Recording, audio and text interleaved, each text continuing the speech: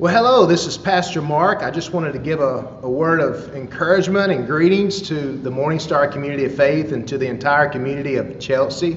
I know that since we're right now in a time of social distancing, that it's a big challenge. I really miss being in worship with our community of faith. I miss worshiping alongside you.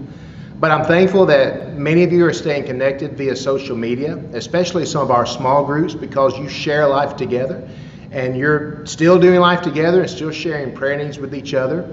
But if you'd like to speak with me or to share a prayer need with me that I can be in conversation with you about, please call us here at our office at area code 205-678-2572. That's area code 205-678-2572. Or you can call my home at 205-678-3714. That's 205-678-3714. In this time of social distancing, I know that a lot of us, whether you have kids or grandkids that are hanging around, it can be challenging on the family dynamic. But I think in moments like these, there's some things that we can learn from each other. And there's also a lot of things that we can learn from God.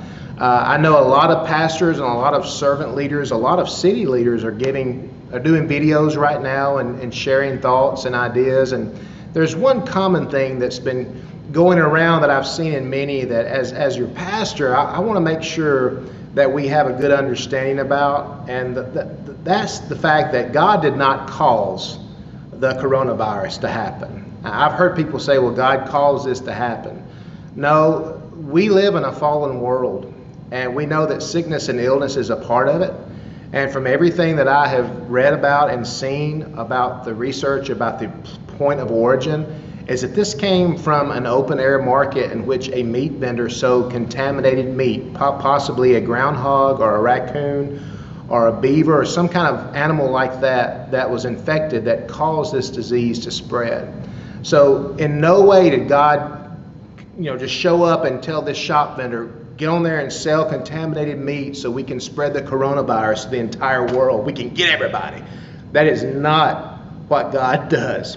But God can move through moments like this because God is all-knowing. This moment did not catch God by surprise at all.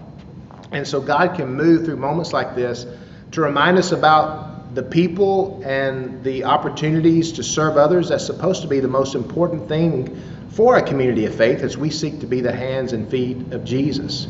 So in moments like these, I just want to encourage you to be around the ones you love within the social distancing network and the frame of 6 feet, but to slow down and to spend more time reflecting with God, to spend more time in conversation with God, and to spend time investing in your family and your loved ones.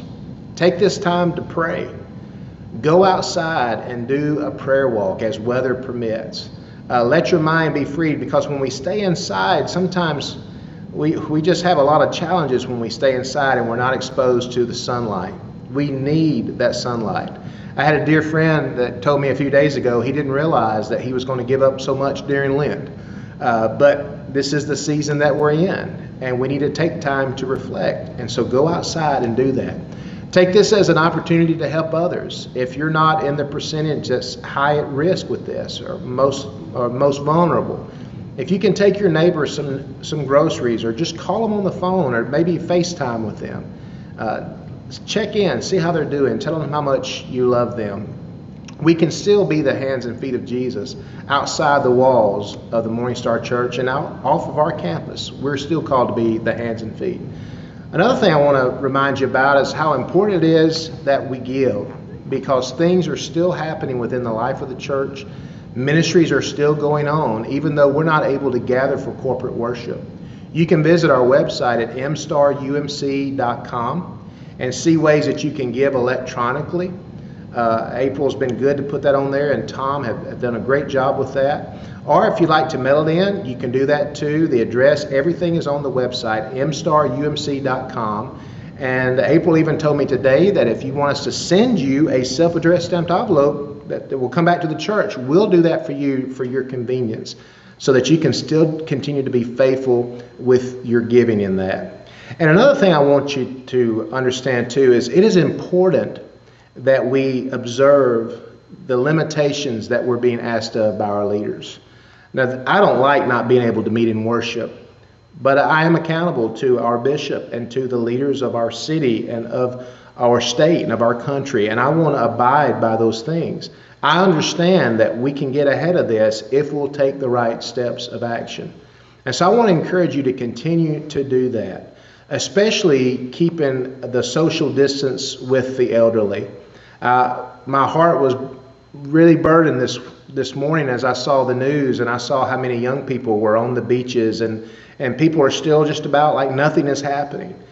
We cannot stop the spread of this virus if we're not paying attention to the protocol that's been given to us so that we can get ahead of that. So please think of others and not just yourself and your schedule as we're seeking to be the hands and feet of Jesus. And one of the best ways that we can do that is by considering the needs of others.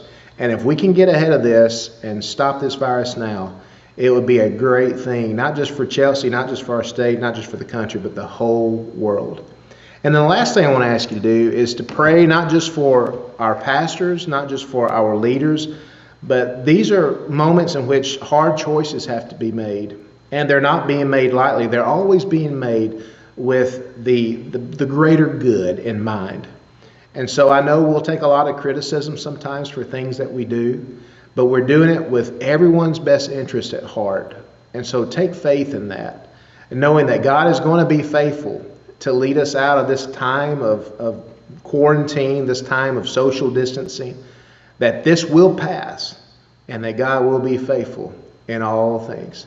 Friends, I look forward to being able to worship with you very, very soon. Blessings on you.